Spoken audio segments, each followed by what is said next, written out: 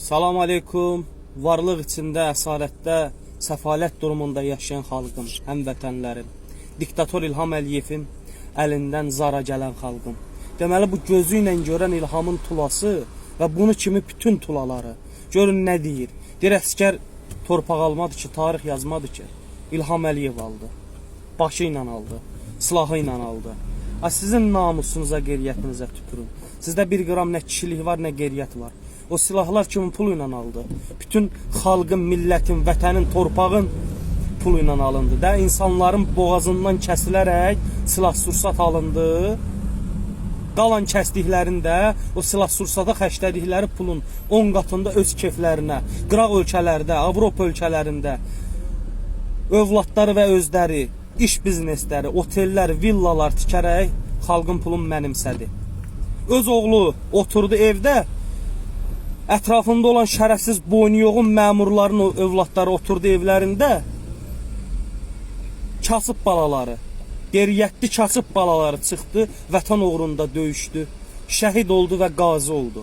O şəhidlərin və qazilərin haqqı səni kimi və İlham Əliyevin ətrafında tutmuş bütün onun tulalarının haramı olsun, burnundan gəlsin və gələcəkdir. Tezliklə inşallah hamısın gələcək. Allah ədalətlidir, haqq, ədalət öz yerini tapacaq. Qolun, qılsasın, əlin tamamən davranışını itirmiş qazilər ki var, bunların hesabına, o torpaq altında yatan şəhidlərimizin hesabına alındı torpaq.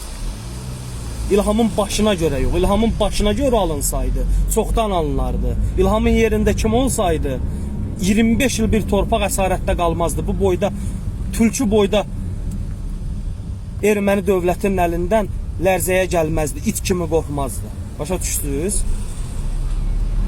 O qazilərin haqqı sizə haram olsun ki, qazilərin haqqını yediniz. 200-dən yuxarı qazi haqqını ala bilmədiyi üçün özün yandırdı, edam elədi. Bunların hamısı sizin burnunuzdan gələcək. Kim ki bu ədalətsizliyə göz yumur, kim ki bu haqsızlığa göz yumur, onun hamısı bir-bir sizin öz övladlarınızın, öz ailənizin canından çıxacaq.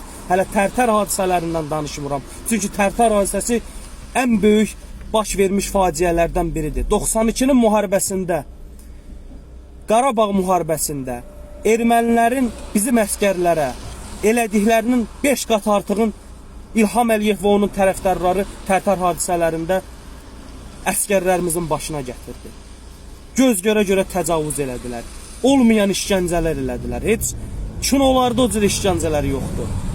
Ay tula, mən bilmirəm nə deyim siz kimlərə. Sizi kimlərin qanı xarabdır. Erməni qanından da qanı xarabdır. Erməni qanı sizin qanınızdan təmizdir ki, siz Azərbaycanın mərd oğullarına bu cürə zülm eləyirsiniz. Zülm eləməyiniz bir yana qalsın. Hələ durub şəhidlərin və qazilərin haqqını yeyərək deyirsiniz ki, torpaqları tula İlham aldı. İlham almadı, canın qoyan, malın qoyan, hər şeyindən keçən qazilər bizim torpaqlarımızı bugün aldı, geri qaytardı və Azərbaycanın adını bütün dünyada ucaltdı. Amma ki, İlham Əliyev öz diktatorluğu ilə bütün ölkələrdə, bütün Avropa ölkələrində bizim Azərbaycanın adını batırır. Azərbaycanın adı gələndə kənar ölkələrdə hər kəs Azərbaycanı rüşvətxor, diktator kimi tanıyır. Bir ölkənin ki qazisi ayda 80 manat pul alır. Orada demokratiyadan heç nə ola bilməz. Orada insan azadlığından, orada insan hüquqlarından söz gedə bilməz. 80 manat nədir ki? Heç nə deyil ki, o aylıq bunun kommunalını ödəmir. Sizin kişiliyinizə tüpürüm mən. Adamda biraz mənlik olar, qeyriyyət olar, şərəf olar, orada ki sizdə yoxdur.